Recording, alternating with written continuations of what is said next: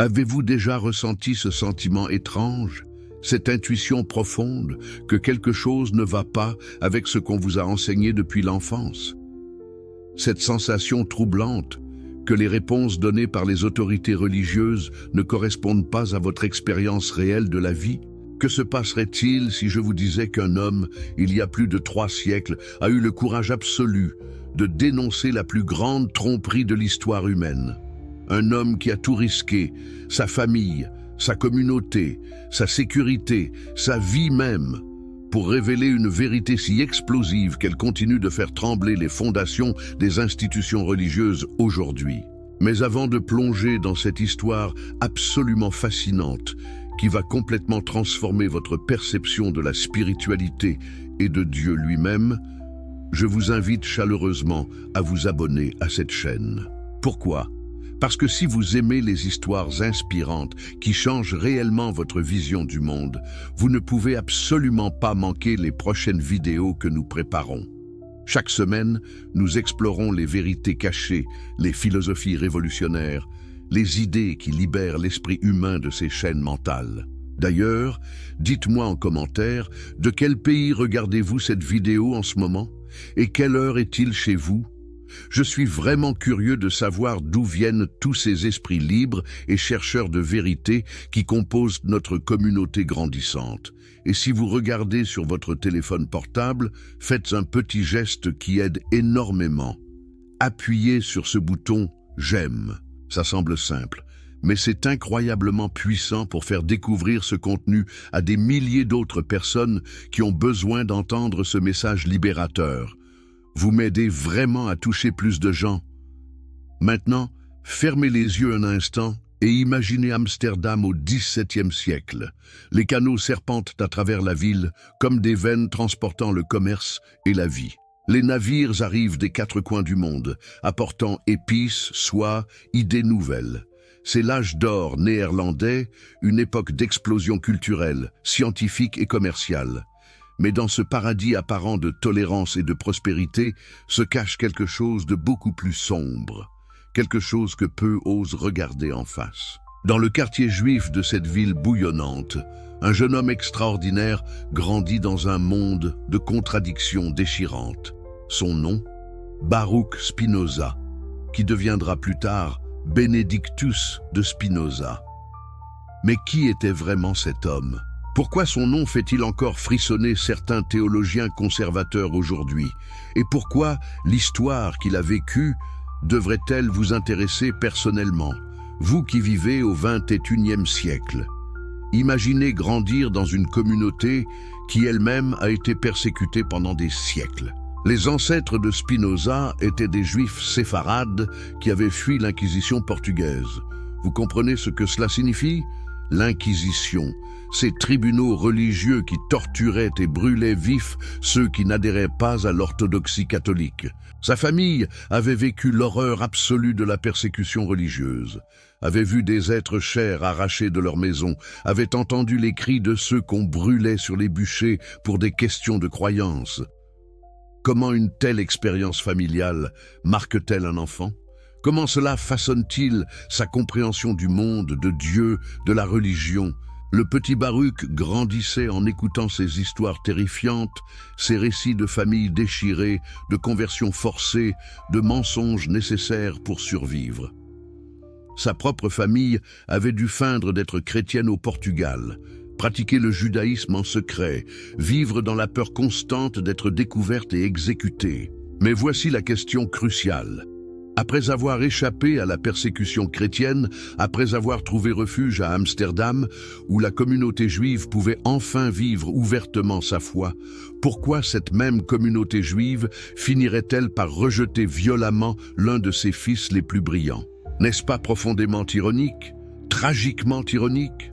Ceux qui avaient fui l'intolérance religieuse reproduiraient-ils exactement la même intolérance envers l'un des leurs? Le jeune Spinoza était exceptionnellement intelligent. Dès son plus jeune âge, il dévorait les textes sacrés, la Torah, le Talmud, les commentaires rabbiniques. Ses professeurs à la yeshiva était impressionné par son esprit acéré, sa capacité à saisir les nuances complexes des arguments théologiques, sa mémoire prodigieuse. Tous s'attendaient à ce qu'il devienne un rabbin respecté, peut-être même l'un des grands penseurs de sa génération. Mays. Kelp chose de troublant communicate assez passer dans l'esprit brillant. DCE gen homme, vous sauvez. CE sentiment contre vous. Les as quelque chose ETQ, soudain vous dites at hungde, car ana aucun, sens conde la logique interne de votre esprit, se rebelle contre ce con essai de vous faire avaler. C'est exactement ce qui s'est passé avec Spinoza. Lorsqu'il étudie les textes sacres, il n'y pouvait s'empêcher de remarquer les contradictions. Comment du pouvait-il être omniscient et pourtant se mettre en colère contre les humains peccants? Si c'est d'essayer tout ce qui va se passer, pourquoi serait-il surpris au fait? Comment Dieu pouvait-il être parfait, immuable, éternel et en même temps changer de avis? Faire des compromis avec les humains, montrer des émotions humaines comme la jalousie ou la vengeance. Ces questions vous semblent-elles familières? Avez-vous désir eu ces mêmes doutes?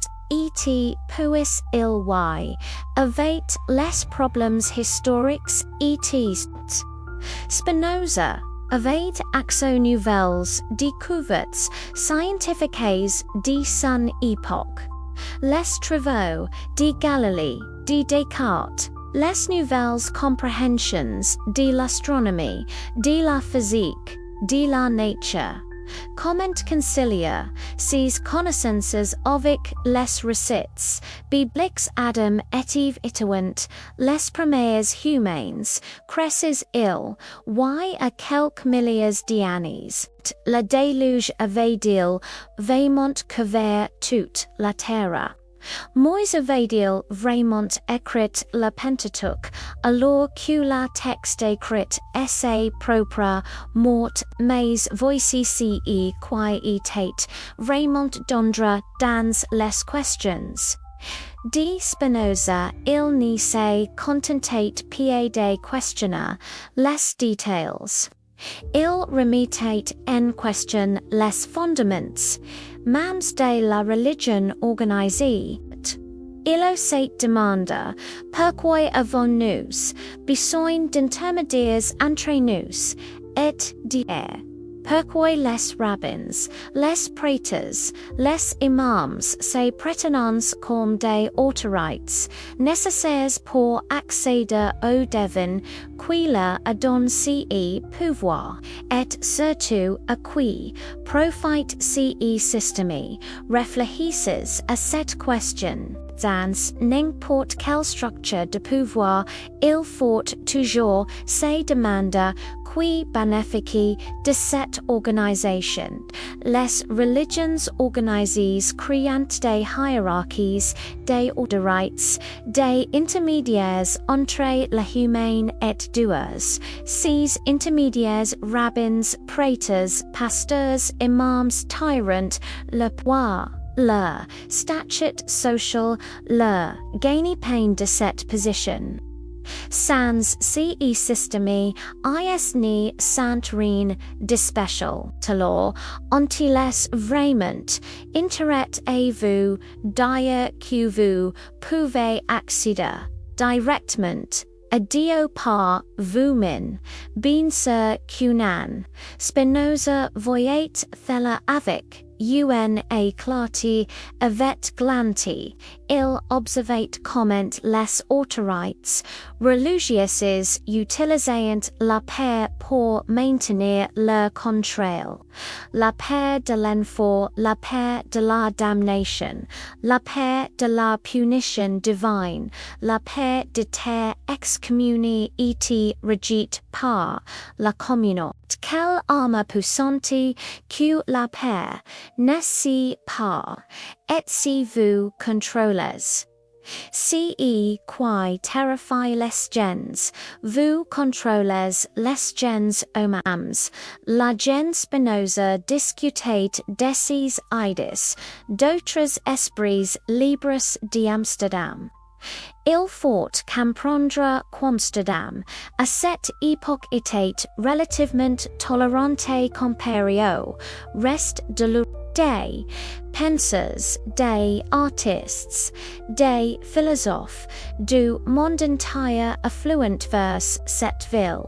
Spinoza rencontrait des chrétiens libéraux, des Quakers, des Mennonites, des libres penseurs. Ces conversations élargissaient encore plus ces perspectives.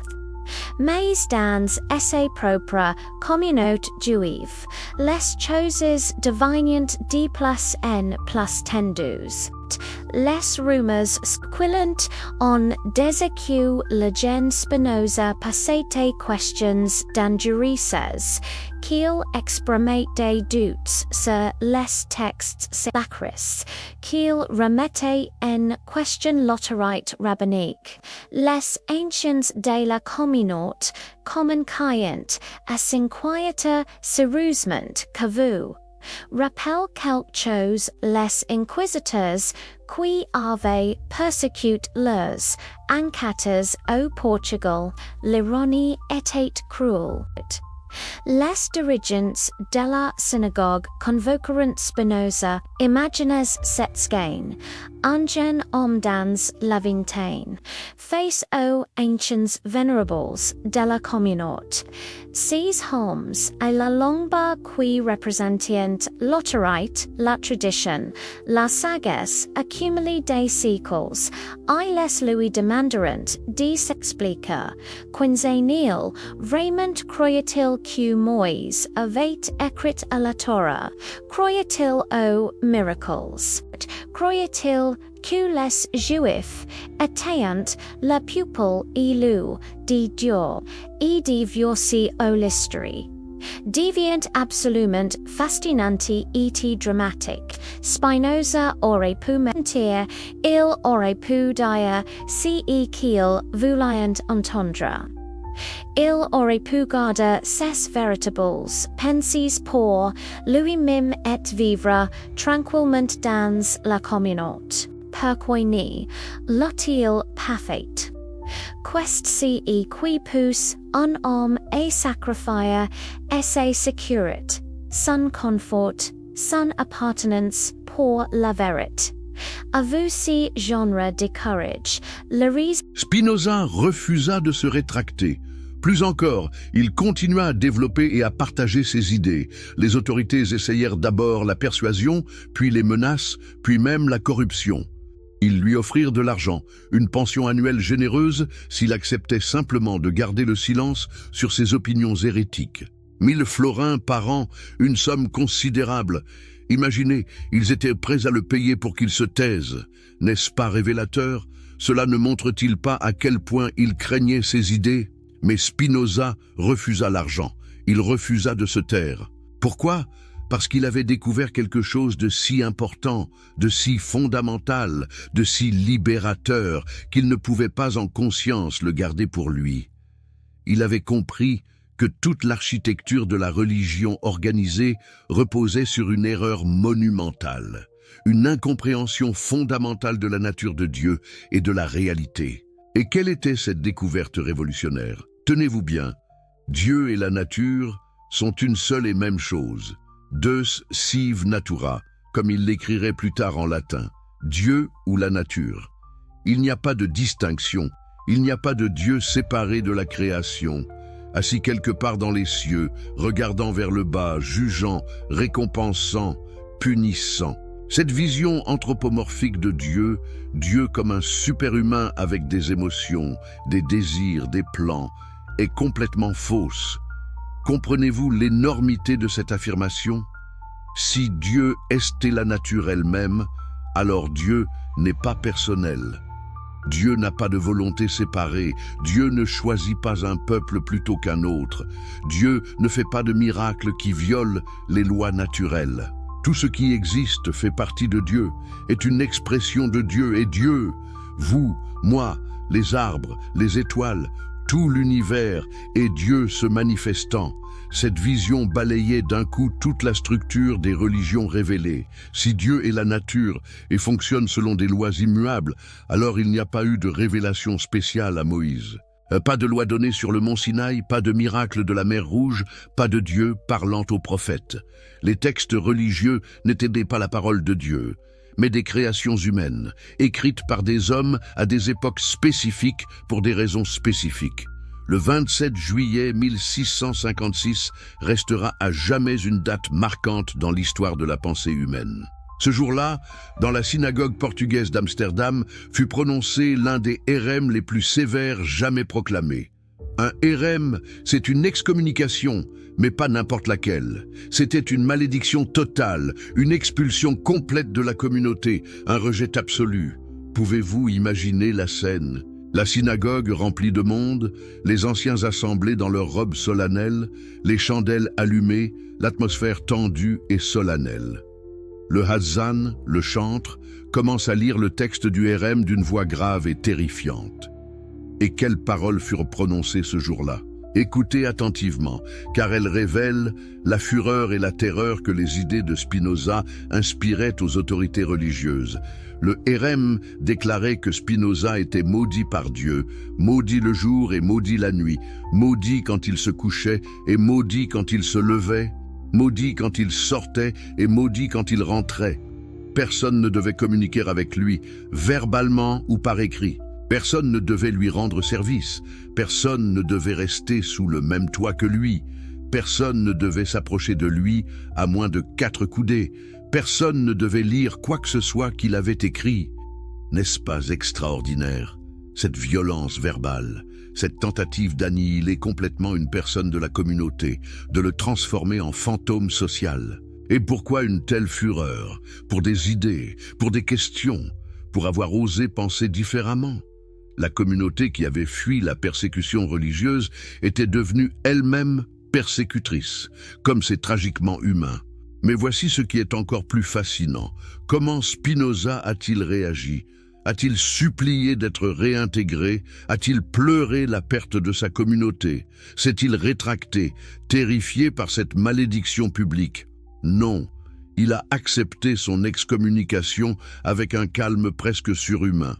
Selon certains témoignages, il aurait même dit quelque chose comme « Très bien, ils ne me forcent à rien que je n'aurais fait de moi-même de toute façon. » Quelle force de caractère, quelle intégrité absolue. Combien de personnes peuvent vraiment dire qu'elles sont prêtes à tout perdre pour rester fidèles à ce qu'elles croient être la vérité? Sa famille le rejeta.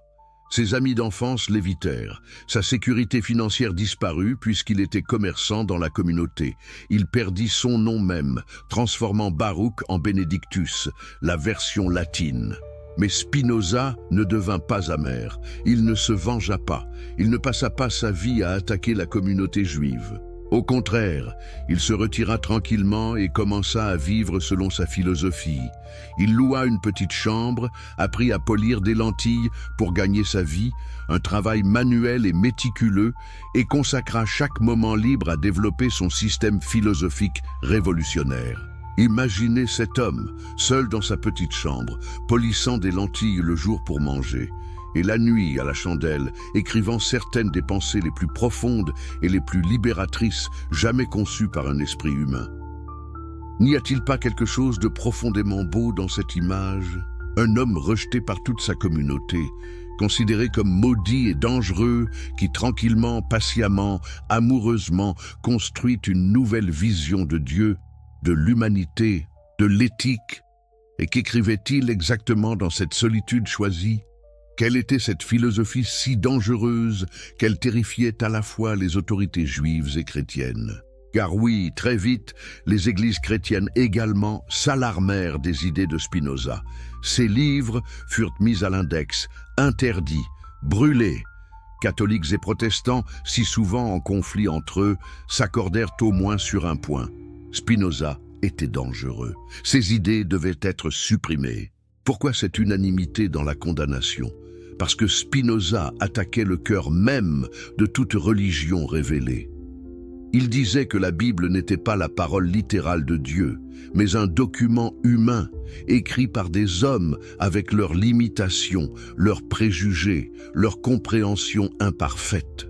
Il appliquait au texte sacré les mêmes méthodes d'analyse critique qu'on appliquerait à n'importe quel autre texte ancien.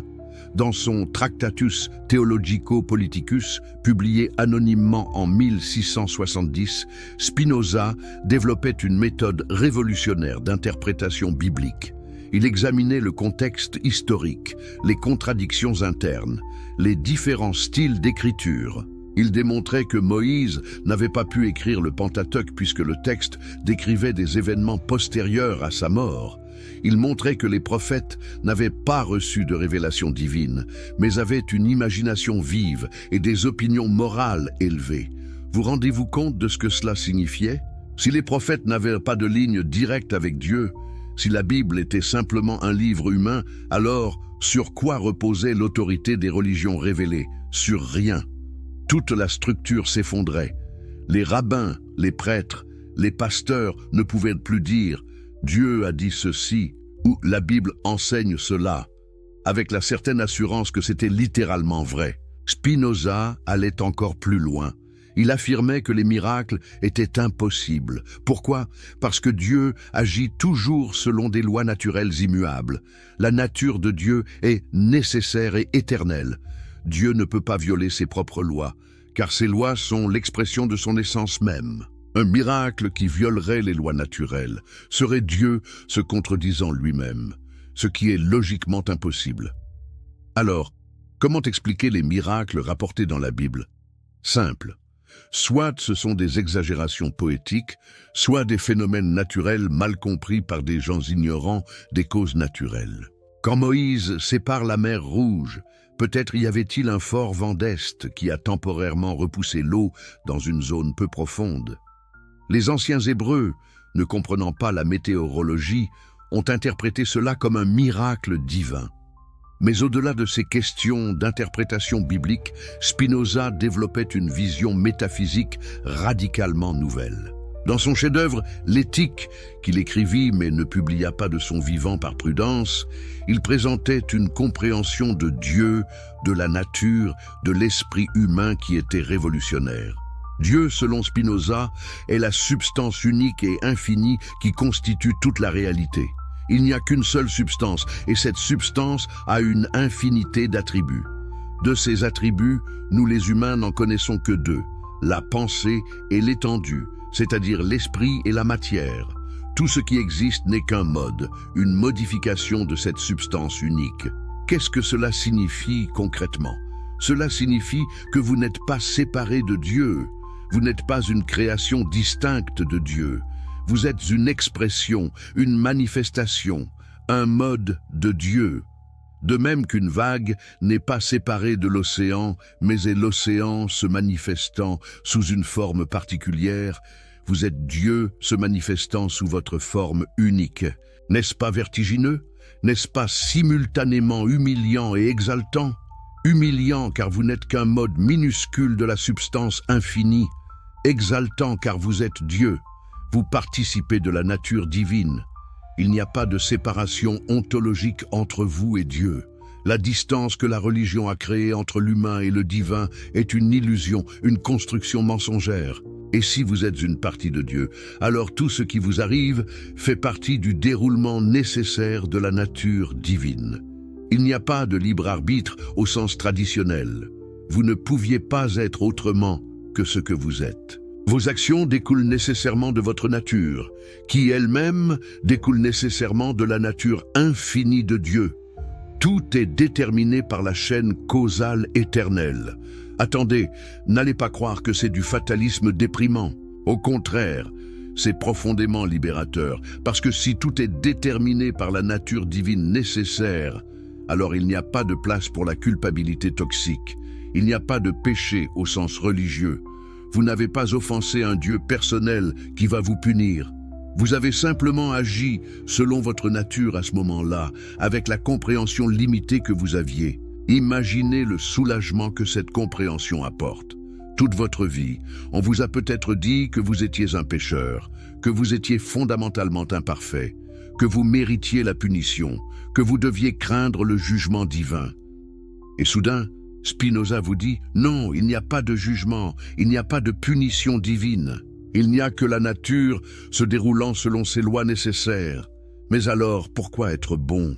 Si tout est déterminé et qu'il n'y a pas de punition divine, pourquoi ne pas simplement faire ce qu'on veut, voler, tuer, tromper? Voici la brillance de l'éthique spinozienne. On devrait agir bien non pas par peur de la punition ou espoir de récompense, mais parce que c'est dans notre nature profonde de chercher ce qui nous est vraiment bon. Et qu'est-ce qui est vraiment bon pour nous? Ce qui augmente notre puissance d'agir, notre joie, notre compréhension. Le vice n'est pas une offense contre Dieu, mais une diminution de notre propre être. Quand vous mentez, vous ne péchez pas contre Dieu, mais vous diminuez votre propre intégrité.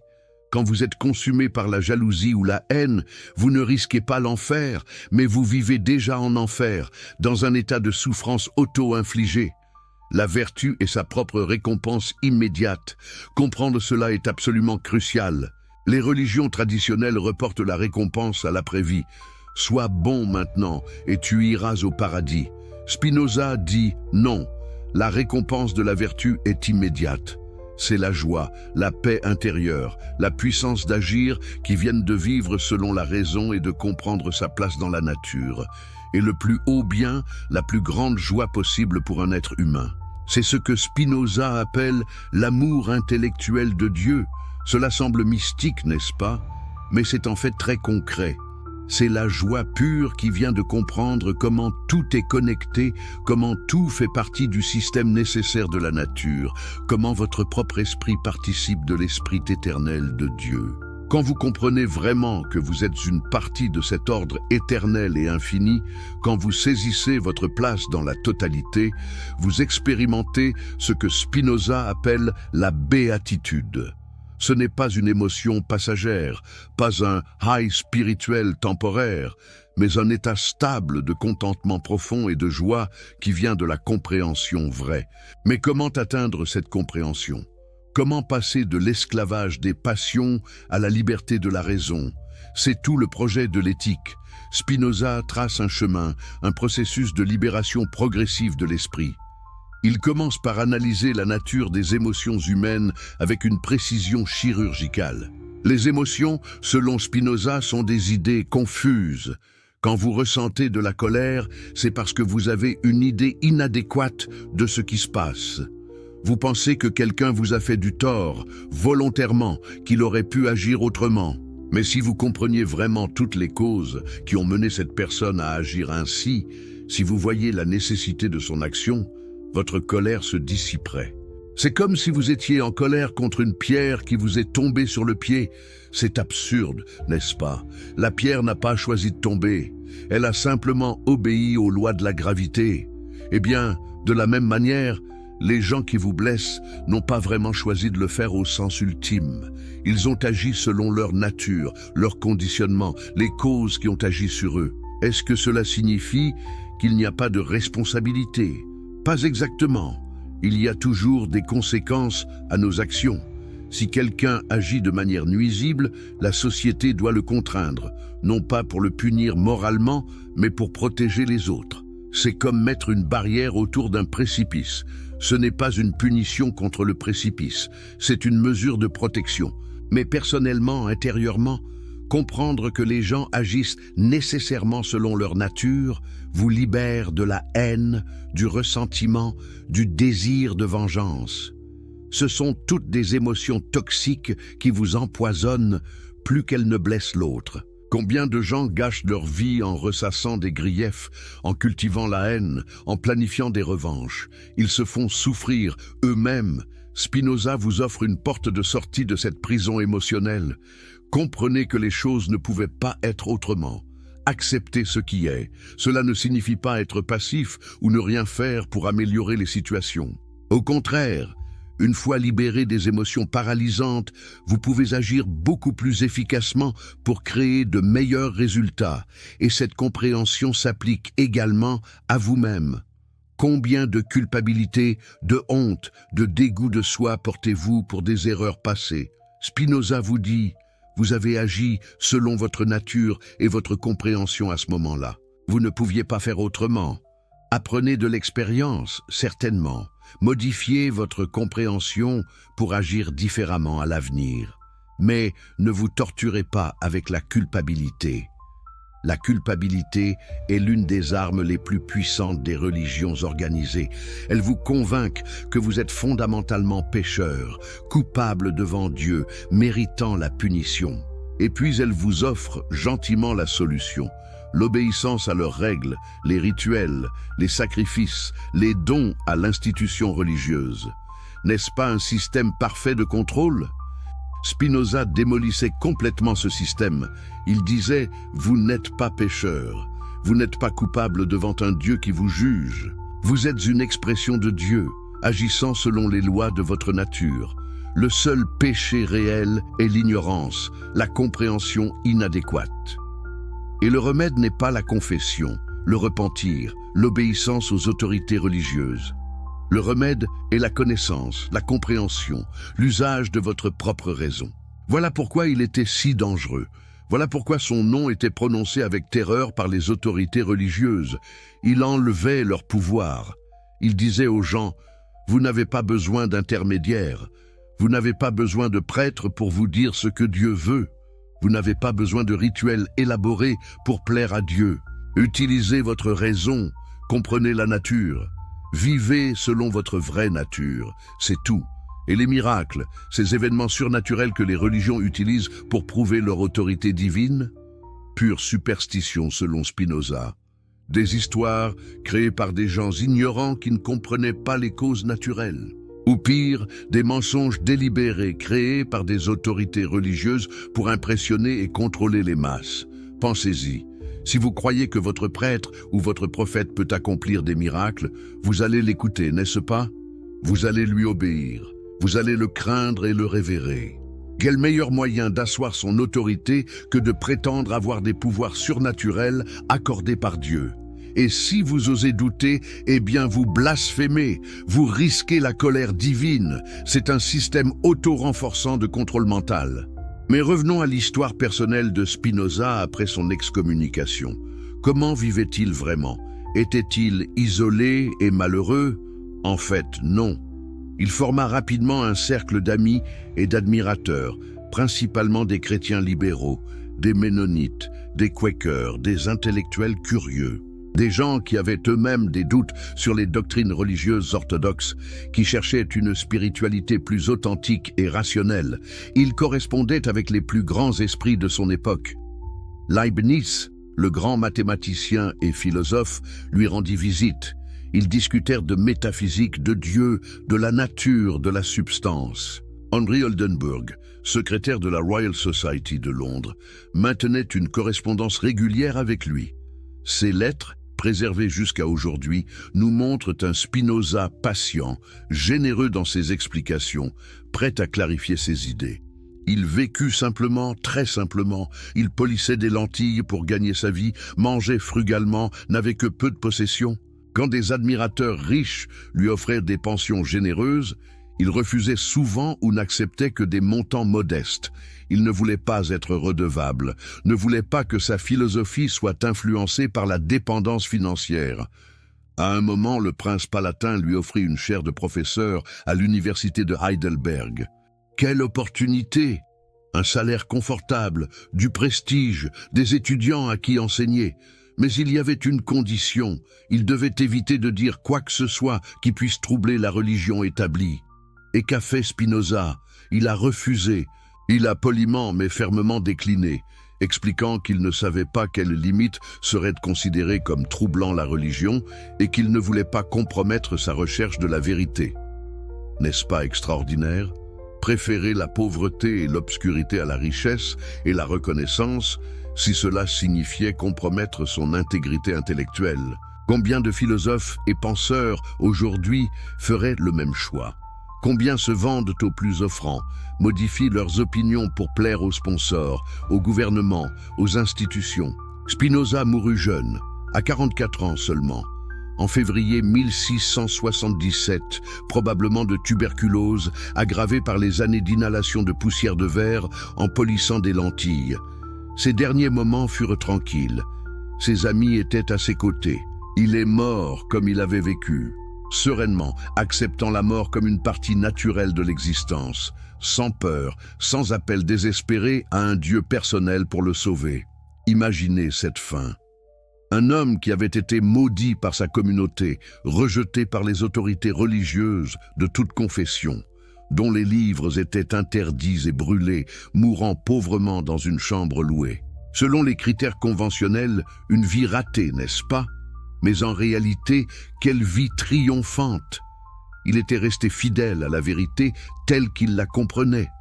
Il n'avait fait de compromis avec personne. Il avait vécu exactement selon sa philosophie et son héritage. Ses amis publièrent ses œuvres complètes peu après sa mort, incluant l'éthique qu'il n'avait pas osé publier de son vivant. Et lentement, progressivement, ses idées commencèrent à se répandre. D'abord dans des cercles restreints de libres penseurs, puis de plus en plus largement. Il influença les philosophes des Lumières. Voltaire, Diderot, les encyclopédistes français connaissaient ses œuvres. En Allemagne, il inspira le romantisme et l'idéalisme. Au XIXe siècle, de grands esprits comme Goethe et Einstein reconnaissaient leur dette envers Spinoza. Einstein lui-même, quand on lui demandait s'il croyait en Dieu, répondait « Je crois au Dieu de Spinoza, qui se révèle dans l'harmonie ordonnée de tout ce qui existe, non en un Dieu qui s'intéresse au destin et aux actions des êtres humains. » N'est-ce pas un testament puissant de l'influence durable de Spinoza? Aujourd'hui, plus de 3 siècles après sa mort, pourquoi devrions-nous nous intéresser à Spinoza? Qu'a-t-il à nous offrir dans notre monde moderne? En fait, énormément. Peut-être plus que jamais. Nous vivons à une époque où les religions organisées sont en crise. De moins en moins de gens dans les sociétés développées adhèrent aux doctrines religieuses traditionnelles. Les jeunes générations, en particulier, rejettent les dogmes, questionnent les autorités religieuses. Mais il y a un vide. Les humains semblent avoir besoin d'une certaine spiritualité, d'un sens de connexion à quelque chose de plus grand qu'eux-mêmes. Quand la religion traditionnelle ne remplit plus ce rôle, que se passe-t-il? Certains deviennent des matérialistes purs, croyant qu'il n'y a rien au-delà de la matière physique, que la vie n'a pas de sens inhérent. D'autres se tournent vers diverses formes de spiritualité New Age, souvent tout aussi irrationnelles que les religions qu'elles prétendent remplacer. Spinoza offre une 3e voie, une spiritualité qui est totalement compatible avec la science et la raison. Une spiritualité qui ne demande pas de croire aux miracles, aux révélations surnaturelles, aux dogmes irrationnels. Une spiritualité basée sur la compréhension de notre connexion réelle et vérifiable avec la totalité de la nature. Quand vous comprenez que vous êtes littéralement une partie de l'univers, pas séparée, mais intimement connectée, une expression unique de la nature elle-même, n'éprouvez-vous pas un sens de connexion, d'émerveillement, même de sacré? Et cette compréhension ne repose pas sur la foi aveugle, mais sur la réalité observable. Les sciences modernes, la physique quantique, l'écologie, la cosmologie, nous montrent de plus en plus à quel point tout est interconnecté. Chaque atome de votre corps a été forgé dans le cœur d'une étoile, il y a des milliards d'années. Vous êtes littéralement fait de poussière d'étoiles. Votre ADN vous connecte à chaque forme de vie sur cette planète. Les mêmes lois physiques qui gouvernent les galaxies gouvernent vos cellules. N'est-ce pas exactement ce que Spinoza disait? Tout est un, tout fait partie de la même substance infinie. Vous n'êtes pas un observateur séparé de la nature, vous êtes la nature s'observant elle-même. Quand vous regardez un coucher de soleil, c'est l'univers appréciant sa propre beauté à travers vos yeux. Cette compréhension peut transformer complètement votre vie.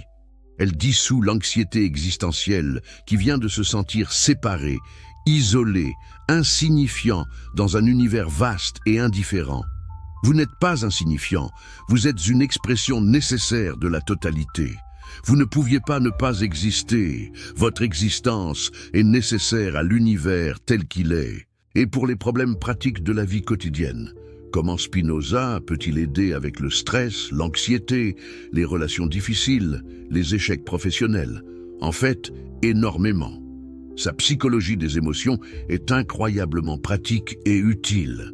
Quand vous comprenez que vos émotions négatives viennent d'idées inadéquates, vous pouvez commencer à les transformer en examinant ces idées. Vous êtes anxieux à propos du futur. Examinez vos suppositions. Vous imaginez des scénarios catastrophes comme s'ils étaient certains. Mais sont-ils vraiment certains? Ou sont simplement des possibilités parmi d'autres? En examinant rationnellement vos pensées, vous pouvez dissoudre l'anxiété. Vous êtes en colère contre quelqu'un, examinez votre compréhension de la situation. Peut-être imaginez-vous que cette personne agit par pure malveillance. Mais si vous compreniez vraiment toutes les pressions, les conditionnements, les souffrances qui ont mené à son action, votre colère pourrait se transformer en compassion. Pas une compassion molle et faible, mais une compréhension forte et lucide. Spinoza vous donne des outils psychologiques concrets. Pas de mantra magique, pas de rituel ésotérique, mais des méthodes rationnelles pour transformer vos états émotionnels en transformant votre compréhension. C'est de la thérapie cognitive avant la lettre. C'est reconnaître que nos émotions suivent nos pensées, et qu'en changeant nos pensées, nous pouvons changer nos émotions. Et sa vision de l'éthique? Totalement pertinente pour aujourd'hui. Nous vivons dans un monde de relativisme moral où beaucoup de gens pensent qu'il n'y a pas de bien et de mal objectif, que tout est question d'opinion personnelle ou de convention culturelle. Cela mène à une sorte de nihilisme déprimant où rien n'a vraiment d'importance. Spinoza évite ce piège, tout en évitant aussi le piège opposé des morales religieuses absolues et arbitraires. Il dit, oui, le bien et le mal sont relatifs dans le sens qu'ils dépendent de la nature de chaque être. Ce qui est bon pour un lion n'est pas bon pour une gazelle. Mais pour les êtres humains, avec notre nature spécifique, il y a objectivement des choses qui nous sont bonnes et d'autres qui nous sont mauvaises. Ce qui augmente notre puissance d'agir, notre compréhension, notre joie est bon pour nous. Ce qui les diminue est mauvais pour nous. C'est une éthique basée sur la nature humaine réelle, pas sur des commandements arbitraires descendus du ciel. Et parce qu'elle est basée sur notre nature réelle, elle nous motive intrinsèquement. Nous voulons naturellement ce qui est bon pour nous, une fois que nous le comprenons vraiment. Le problème est l'ignorance. Nous poursuivons souvent des choses qui semblent bonnes à court terme, mais qui sont mauvaises à long terme. L'addiction en est l'exemple parfait. La drogue procure un plaisir immédiat, mais détruit progressivement la personne. Spinoza dirait « Ce plaisir est basé sur une idée inadéquate. Si vous compreniez vraiment les conséquences totales, vous ne la poursuivriez pas. Alors, la solution à tous nos problèmes personnels et sociaux.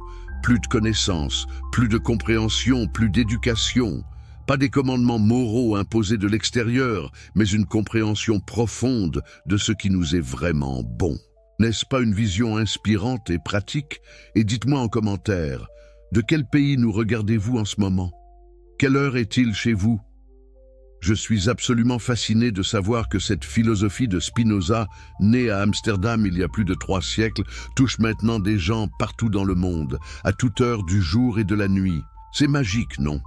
D'ailleurs, si vous regardez cette vidéo sur votre téléphone portable, faites-moi une énorme faveur. Appuyez sur ce bouton « J'aime » maintenant. Je sais que ça semble être un petit geste insignifiant, mais croyez-moi, ça aide énormément à faire découvrir ce contenu à des milliers d'autres personnes qui en ont besoin. Vous m'aidez vraiment à répandre ces idées libératrices. Alors, où en étions-nous? Ah oui, nous avions laissé Spinoza dans sa petite chambre, polissant des lentilles, écrivant tranquillement l'une des œuvres philosophiques les plus profondes jamais créées. Mais maintenant, plongeons vraiment dans le cœur de sa philosophie. Qu'est-ce que cela signifie vraiment de dire que nous sommes esclaves de nos passions? Et comment pouvons-nous nous libérer? C'est là que Spinoza devient non seulement fascinant intellectuellement, mais profondément pratique et transformateur pour votre vie quotidienne. Imaginez-vous comme une marionnette. Oui, une marionnette avec des dizaines de fils attachés à vos membres. Chaque fil représente une passion, une émotion, un désir qui vous tire dans une direction différente. La colère tire votre bras droit, la peur tire votre jambe gauche, la jalousie tire votre tête, l'avidité tire votre torse. Et vous, le pauvre marionnettiste qui devrait contrôler ses fils, vous êtes vous-même contrôlé par eux. Vous dansez frénétiquement selon les caprices de ces forces que vous ne comprenez même pas. N'est-ce pas exactement comment la plupart des gens vivent leur vie? Spinoza observait les êtres humains avec la précision d'un scientifique examinant des spécimens. Il voyait comment les gens étaient ballottés d'une émotion à l'autre, réagissant impulsivement, poursuivant des plaisirs qui les détruisaient, fuyant des peines imaginaires, construisant des châteaux de cartes d'espoir irréalistes. Et tout cela dans une ignorance totale des véritables causes de leurs états émotionnels. Mais voici la question cruciale que Spinoza posait. Pourquoi sommes-nous si facilement dominés par nos passions? Pourquoi avons-nous si peu de contrôle sur nos états émotionnels? La réponse est profonde et révolutionnaire, parce que nous ne comprenons pas vraiment ce qui nous affecte. Nous avons des idées inadéquates, des conceptions confuses de ce qui se passe en nous et autour de nous. Prenez l'exemple simple de quelqu'un qui vous insulte dans la rue. Immédiatement, vous ressentez de la colère, de l'humiliation, peut-être même de la rage. Votre cœur s'accélère, votre visage rougit, vous voulez riposter, peut-être même physiquement. Pourquoi cette réaction intense? Parce que vous avez une idée inadéquate de la situation. Vous pensez, cette personne m'a manqué de respect intentionnellement. Elle a choisi de m'insulter. Elle mérite ma colère et ma vengeance. Mais attendez, réfléchissons plus profondément avec Spinoza. Cette personne qui vous a insulté, pourquoi l'a-t-elle fait? Peut-être est-elle elle-même profondément malheureuse, souffrant d'une dépression chronique, et elle projette sa souffrance sur les autres. Peut-être a-t-elle grandi dans un environnement violent, où insulter les autres était la norme. Peut-être vient-elle de perdre son emploi, son conjoint l'a quittée, elle est au bord du gouffre financier et psychologique. Et dans cet état de souffrance totale, elle croise votre chemin et décharge son angoisse sur vous, comme un animal blessé qui mord. Si vous compreniez vraiment toute cette chaîne causale, toutes les souffrances et les conditionnements qui ont mené cette personne à vous insulter, pourriez-vous vraiment être en colère de la même manière? Ou ressentiriez-vous plutôt une sorte de compassion triste, une reconnaissance que cette personne est elle-même prisonnière de forces qu'elle ne comprend et ne contrôle pas? Voyez-vous comment une compréhension plus adéquate transforme complètement votre réaction émotionnelle? Mais Spinoza va encore plus loin dans son analyse. Il ne dit pas simplement « comprenez mieux et vous vous sentirez mieux ». Il développe une théorie extraordinairement sophistiquée de ce qu'il appelle les affects, c'est-à-dire toutes les manières dont nous sommes affectés par les choses. Et au cœur de cette théorie se trouvent trois affects primaires, le désir, la joie et la tristesse. Tous les autres affects sont des variations ou des combinaisons de ces trois affects fondamentaux. Mais Spinoza va encore plus loin dans son analyse. Il ne dit pas simplement « comprenez mieux et vous vous sentirez mieux ». Il développe une théorie extraordinairement sophistiquée de ce qu'il appelle les affects, c'est-à-dire toutes les manières dont nous sommes affectés par les choses. Et au cœur de cette théorie se trouvent trois affects primaires, le désir, la joie et la tristesse. Tous les autres affects sont des variations ou des combinaisons de ces trois affects fondamentaux. Le désir, c'est l'essence même de l'être humain. C'est notre effort pour persévérer dans notre être, ce que Spinoza appelle le conatus. Chaque chose dans la nature s'efforce de maintenir et d'augmenter sa puissance d'exister. Une plante pousse vers la lumière, un animal chasse pour se nourrir. Un humain désire, aspire, s'efforce constamment. Ce n'est pas un choix, c'est la nature même de l'existence. Vous ne pouvez pas ne pas désirer. Même le désir de ne plus désirer est encore un désir. La joie, c'est ce que nous ressentons quand notre puissance d'agir augmente, quand nous passons d'une perfection moindre à une perfection plus grande. Notez bien, Spinoza ne parle pas de plaisir superficiel, pas de ces sensations éphémères que procure un bon repas ou une drogue. Il parle d'une augmentation réelle de votre capacité à agir, à comprendre, à exister pleinement. C'est ce que vous ressentez quand vous résolvez un problème difficile, quand vous créez quelque chose de beau, quand vous comprenez soudain une vérité profonde. Et la tristesse, c'est l'inverse. C'est ce que nous ressentons quand notre puissance d'agir diminue, quand nous passons d'une perfection plus grande à une perfection moindre. C'est la dépression, le découragement, l'impuissance, le sentiment d'être bloqué, limité, diminué dans votre être même. Maintenant, voici où cela devient vraiment fascinant. À partir de ces trois affects primaires, Spinoza dérive méthodiquement des dizaines d'autres affects. L'amour est une joie accompagnée de l'idée d'une cause extérieure. Vous êtes joyeux et vous attribuez cette joie à une personne ou une chose. La haine est une tristesse accompagnée de l'idée d'une cause extérieure. L'espoir est une joie inconstante, née de l'idée d'une chose future, dont l'issue est incertaine. La peur est une tristesse inconstante, née de l'idée d'une chose future incertaine. Vous voyez le génie de cette approche ? Spinoza traite les émotions humaines avec la même rigueur mathématique qu'Euclide traitait la géométrie. Il définit ces termes, établit des axiomes et en déduit logiquement les propriétés de chaque émotion. Ce n'est pas de la psychologie intuitive ou poétique, c'est une science rigoureuse de l'esprit humain. Et pourquoi cette approche scientifique est-elle si importante? Parce qu'elle nous donne du pouvoir sur nos émotions. Quand vous comprenez vraiment la structure d'une émotion, quand vous pouvez l'analyser en ses composants, vous n'êtes plus complètement dominé par elle. C'est comme la différence entre être pris dans une tempête sans comprendre ce qui se passe et être un météorologue qui comprend les systèmes de pression, les fronts chauds et froids, la formation des nuages. La tempête est toujours là, mais votre relation à elle est complètement transformée. Prenons l'exemple de l'amour, puisque c'est probablement l'émotion qui cause le plus de joie et de souffrance aux êtres humains. Selon Spinoza, l'amour est une joie accompagnée de l'idée d'une cause extérieure. Vous êtes joyeux quand vous êtes avec cette personne, ou même quand vous pensez à elle, et vous attribuez cette joie à cette personne. Cela semble merveilleux, non? Et en effet, l'amour peut être merveilleux. Mais voici le problème. Si votre joie dépend d'une cause extérieure, elle est instable et vulnérable. Que se passe-t-il si cette personne part?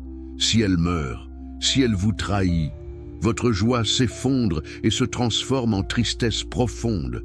Vous êtes à la merci des circonstances extérieures. Vous avez donné le contrôle de votre bien-être à quelque chose hors de vous. N'est-ce pas une position terriblement précaire? Et pire encore, parce que vous dépendez de cette personne pour votre joie, vous commencez à développer toutes sortes d'émotions dérivées, problématiques. La jalousie, quand vous imaginez que cette personne pourrait aimer quelqu'un d'autre. La peur constante de la perdre, le besoin de la contrôler, de la posséder, de s'assurer qu'elle reste. Et bientôt, ce qui a commencé comme une joie pure devient un mélange toxique de joie et de souffrance, d'amour et de dépendance, de plaisir et d'anxiété. Combien de personnes détruisent leur vie et celle de leurs proches à cause de cet amour mal compris? Combien de drames, de crimes passionnels, de suicides sont commis au nom de l'amour? Et tout cela parce que les gens ne comprennent pas la vraie nature de leurs émotions. Ils croient que leur bonheur dépend essentiellement d'une autre personne et ils deviennent des esclaves de cette croyance. Alors, quelle est l'alternative selon Spinoza? Devrait-on ne plus aimer? Devrait-on devenir des stoïques froids, détachés de tout et de tous? Non. Absolument pas. Spinoza n'est pas un stoïcien qui prône l'apathie. Au contraire, il veut que nous expérimentions la joie la plus profonde et la plus stable possible. Mais cette joie doit venir d'une source plus stable qu'une cause extérieure particulière. Et quelle est cette source? La compréhension elle-même, la connaissance de la nature de la réalité. Quand vous comprenez vraiment comment tout est connecté, comment vous êtes une partie nécessaire de l'ordre éternel de la nature, comment votre esprit participe de l'esprit éternel de Dieu, vous expérimentez une joie qui ne dépend pas des circonstances changeantes. C'est ce que Spinoza appelle la béatitude, et c'est le but ultime de l'existence humaine. Imaginez un instant cette expérience. Vous comprenez que vous êtes une expression unique et nécessaire de l'univers infini. Chaque moment de votre vie, chaque pensée, chaque action fait partie de la trame éternelle de la causalité. Vous n'êtes pas un accident, pas un être contingent qui aurait pu ne pas exister. Vous êtes nécessaire. L'univers ne serait pas complet sans vous exactement tel que vous êtes. N'est-ce pas vertigineux? N'est-ce pas profondément réconfortant? Et cette compréhension change complètement votre relation à la mort, cette terreur qui hante tant de vies humaines.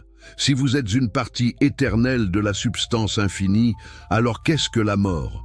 Simplement une transformation, une reconfiguration des modes. Les atomes qui composent votre corps continueront d'exister, simplement sous une forme différente. L'énergie qui vous anime retournera à l'océan universel d'énergie. Rien ne se perd vraiment, tout se transforme. Spinoza va même plus loin, dans une section mystérieuse de l'éthique. Il parle de la partie éternelle de l'esprit. Votre esprit, dans la mesure où il comprend les choses sous l'aspect de l'éternité, participe lui-même de l'éternité. Ce n'est pas une immortalité personnelle, au sens religieux traditionnel, pas un paradis où vous continuerez d'exister comme individus séparés.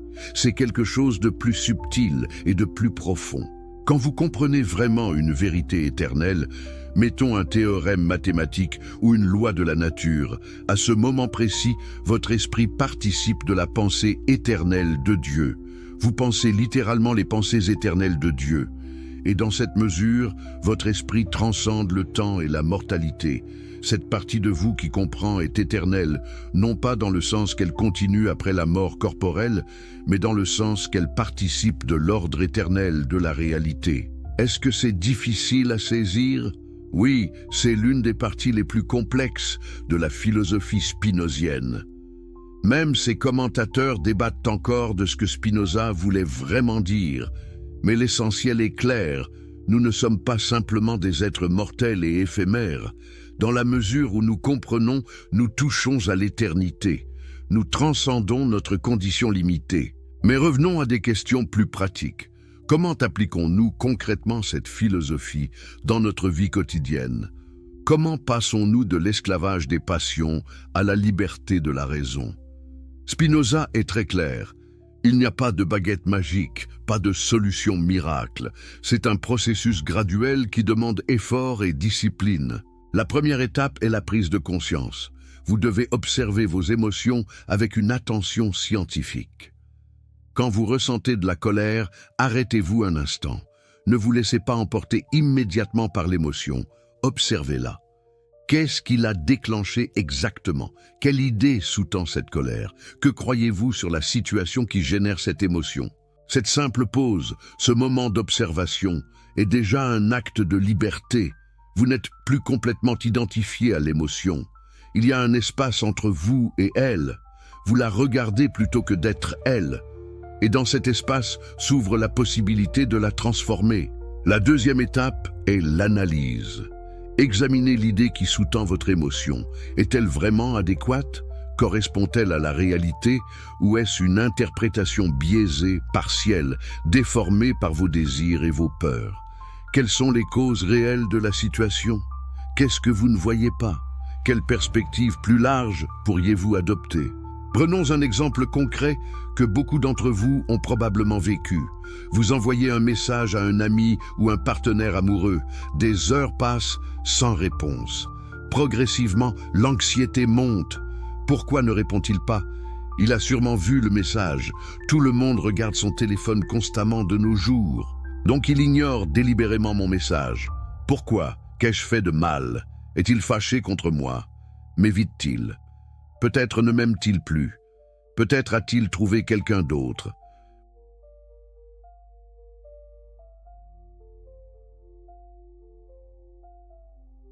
Et ce récit génère de l'anxiété, de la tristesse, peut-être même de la colère. Et tout cela basé sur quoi? Sur une pure interprétation. Vous ne savez absolument pas pourquoi la personne n'a pas répondu.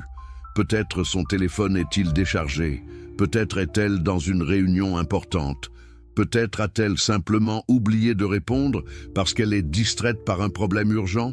Il y a des dizaines d'explications possibles. Vous prenez une possibilité parmi plusieurs et vous la traitez comme une certitude. En reconnaissant l'inadéquation de votre idée, en considérant toutes les autres explications possibles, votre anxiété se dissipe naturellement. Elle ne peut se maintenir face à une compréhension plus adéquate. La troisième étape est la formation d'habitudes mentales nouvelles. Parce que, soyons honnêtes, reconnaître intellectuellement qu'une émotion vient d'une idée inadéquate ne suffit pas toujours à la dissoudre instantanément. Les patterns émotionnels sont profondément enracinés. Ils ont été renforcés par des années, des décennies de répétition. Ils sont comme des sillons profonds dans un chemin. Donc vous devez activement créer de nouveaux sillons. Comment? Par la répétition consciente de nouvelles façons de penser. Chaque fois que vous attrapez une émotion négative, basée sur une idée inadéquate, vous la remplacez consciemment par une compréhension plus adéquate. Au début, c'est difficile. Ça demande effort et vigilance. Mais progressivement, avec la pratique, les nouvelles façons de penser deviennent automatiques. Au début, chaque note, chaque accord demande une attention consciente. Vos doigts ne veulent pas aller où vous voulez. C'est frustrant, laborieux. Mais si vous persistez, si vous pratiquez régulièrement, éventuellement vos doigts bougent presque d'eux-mêmes. La pratique est devenue une seconde nature. C'est la même chose avec les habitudes mentales.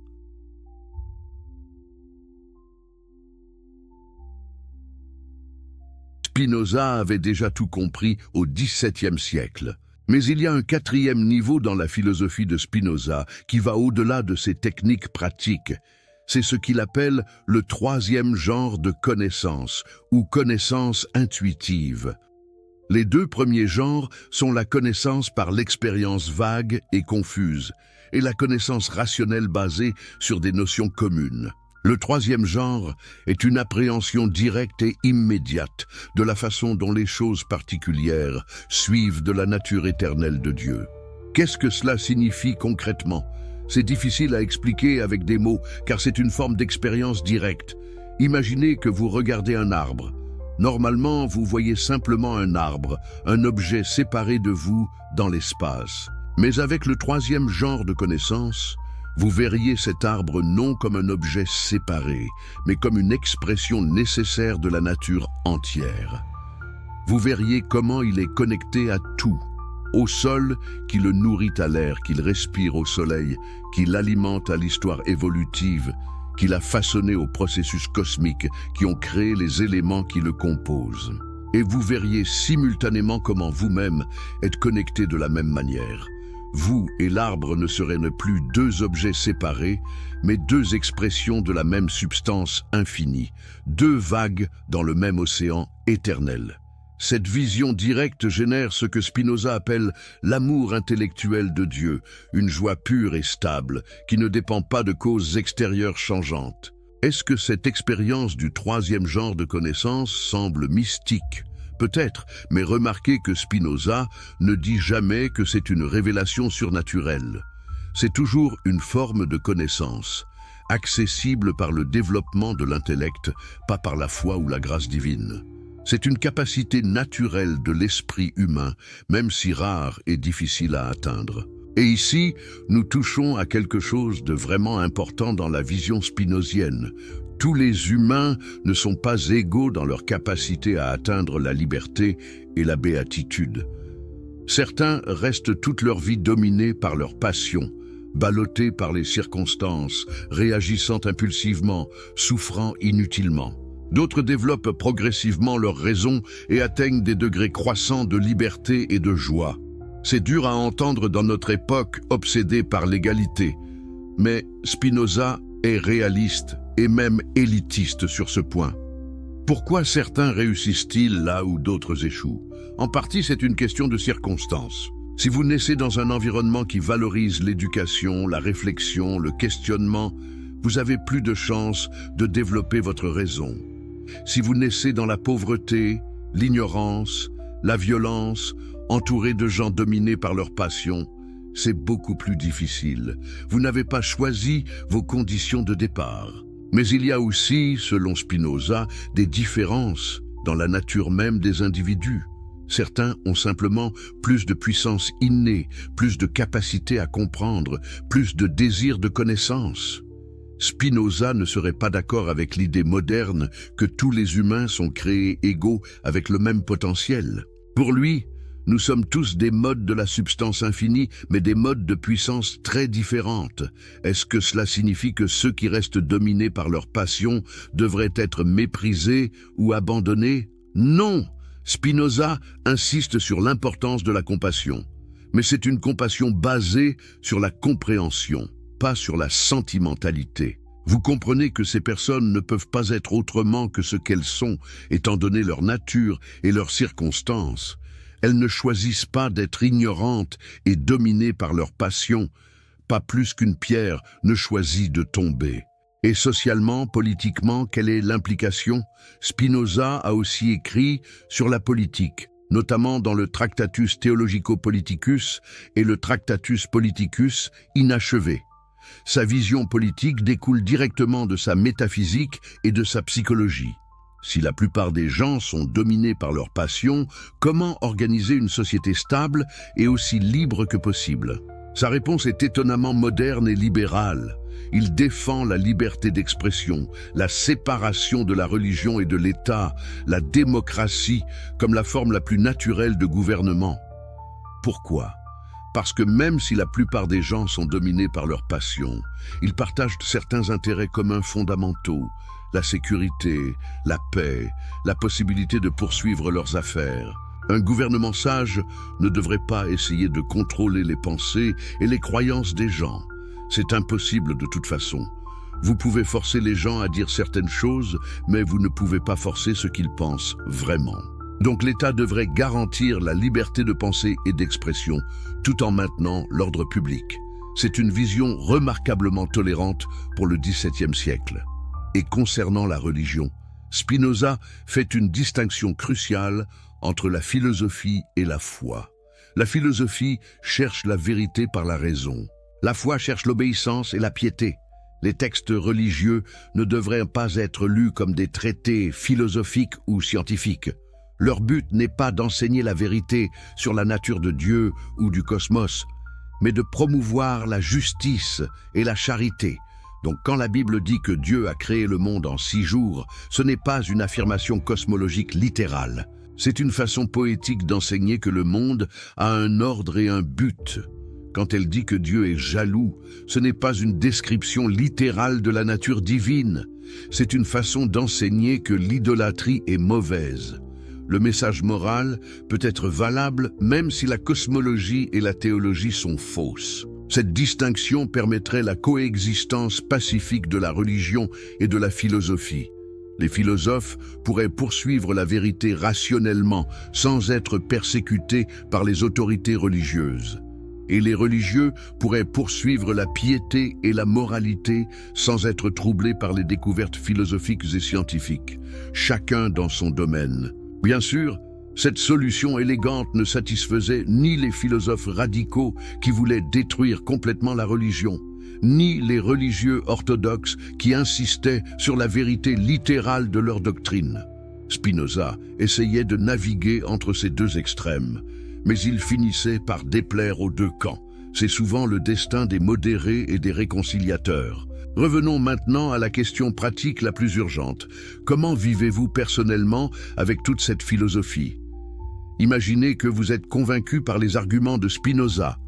Vous acceptez que Dieu est la nature, que tout est déterminé, que vos émotions viennent d'idées inadéquates. Maintenant quoi? Comment vous réveillez-vous demain matin et affrontez-vous les défis concrets de la vie avec cette nouvelle compréhension? Spinoza lui-même nous donne l'exemple. Il vivait simplement, travaillait de ses mains, entretenait des amitiés sincères, correspondait généreusement avec ceux qui cherchaient à comprendre, refusait les honneurs et l'argent facile qui auraient compromis son intégrité.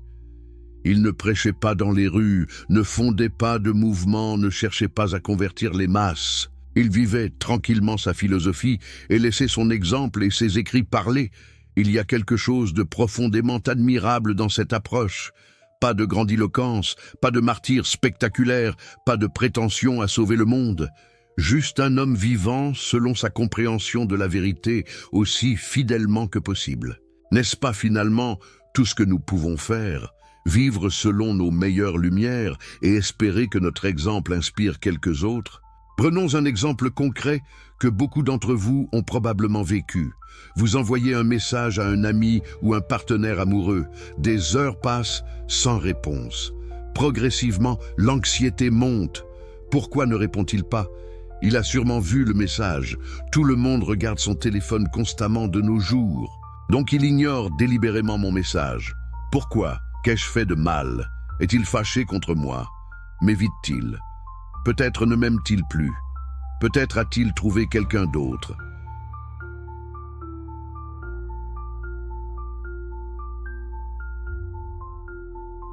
Et ce récit génère de l'anxiété, de la tristesse, peut-être même de la colère. Et tout cela basé sur quoi?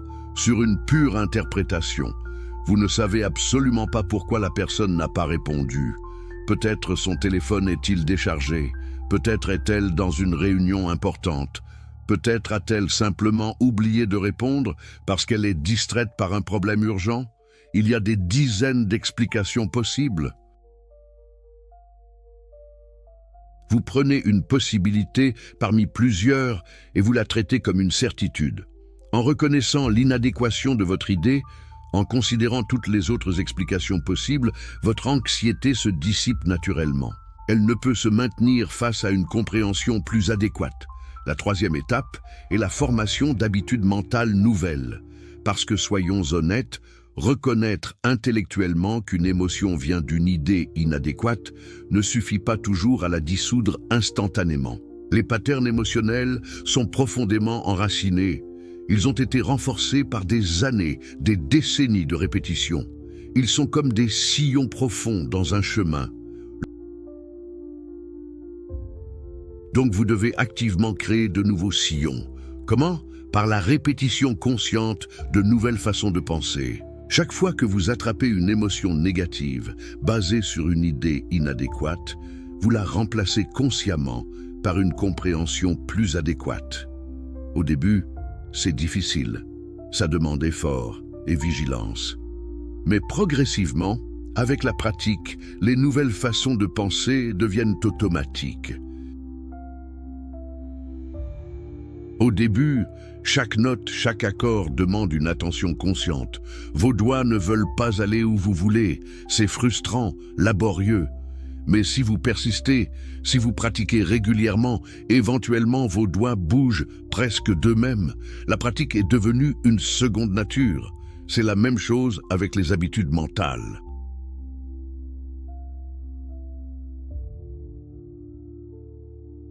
Spinoza avait déjà tout compris au XVIIe siècle. Mais il y a un quatrième niveau dans la philosophie de Spinoza qui va au-delà de ces techniques pratiques.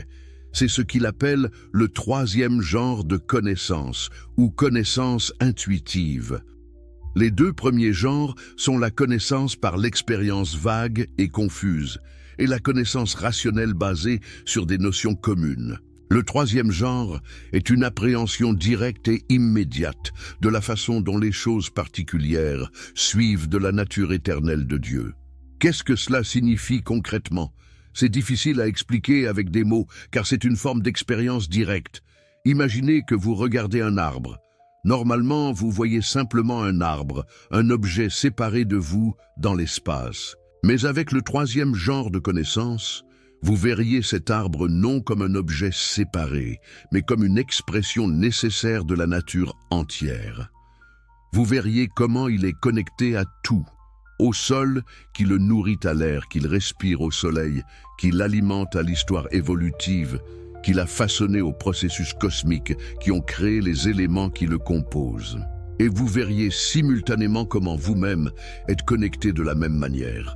Vous et l'arbre ne seraient ne plus deux objets séparés, mais deux expressions de la même substance infinie, deux vagues dans le même océan éternel. Cette vision directe génère ce que Spinoza appelle l'amour intellectuel de Dieu, une joie pure et stable, qui ne dépend pas de causes extérieures changeantes. Est-ce que cette expérience du troisième genre de connaissance semble mystique ? Peut-être, mais remarquez que Spinoza ne dit jamais que c'est une révélation surnaturelle. C'est toujours une forme de connaissance, accessible par le développement de l'intellect, pas par la foi ou la grâce divine. C'est une capacité naturelle de l'esprit humain, même si rare et difficile à atteindre. Et ici, nous touchons à quelque chose de vraiment important dans la vision spinozienne. Tous les humains ne sont pas égaux dans leur capacité à atteindre la liberté et la béatitude. Certains restent toute leur vie dominés par leur passion, ballottés par les circonstances, réagissant impulsivement, souffrant inutilement.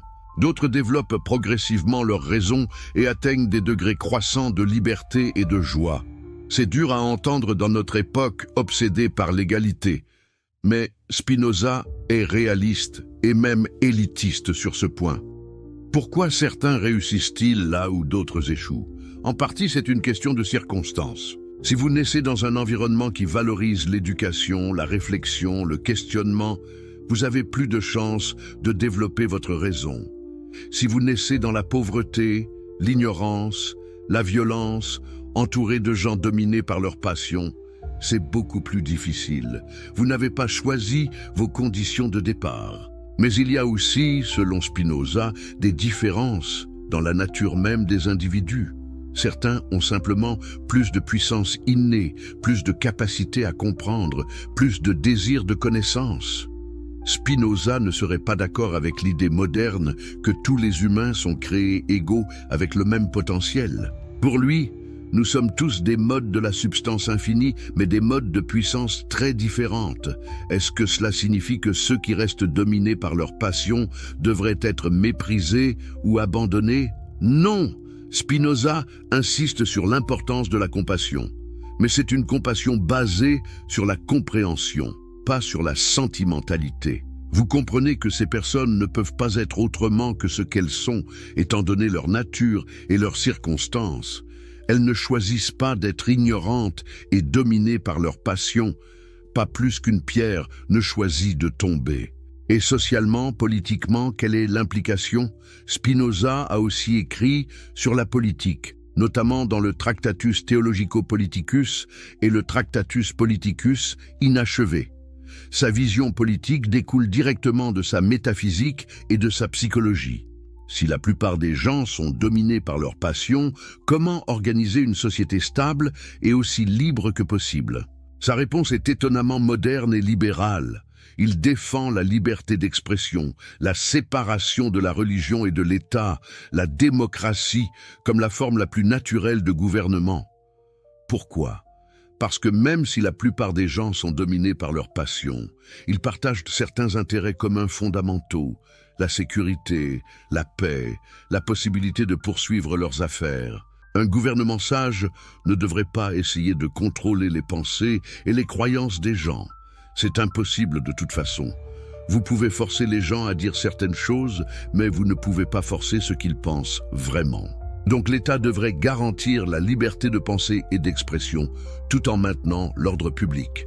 C'est une vision remarquablement tolérante pour le XVIIe siècle. Et concernant la religion, Spinoza fait une distinction cruciale entre la philosophie et la foi. La philosophie cherche la vérité par la raison. La foi cherche l'obéissance et la piété. Les textes religieux ne devraient pas être lus comme des traités philosophiques ou scientifiques. Leur but n'est pas d'enseigner la vérité sur la nature de Dieu ou du cosmos. mais de promouvoir la justice et la charité. Donc quand la Bible dit que Dieu a créé le monde en 6 jours, ce n'est pas une affirmation cosmologique littérale. C'est une façon poétique d'enseigner que le monde a un ordre et un but. Quand elle dit que Dieu est jaloux, ce n'est pas une description littérale de la nature divine. C'est une façon d'enseigner que l'idolâtrie est mauvaise. Le message moral peut être valable même si la cosmologie et la théologie sont fausses. Cette distinction permettrait la coexistence pacifique de la religion et de la philosophie.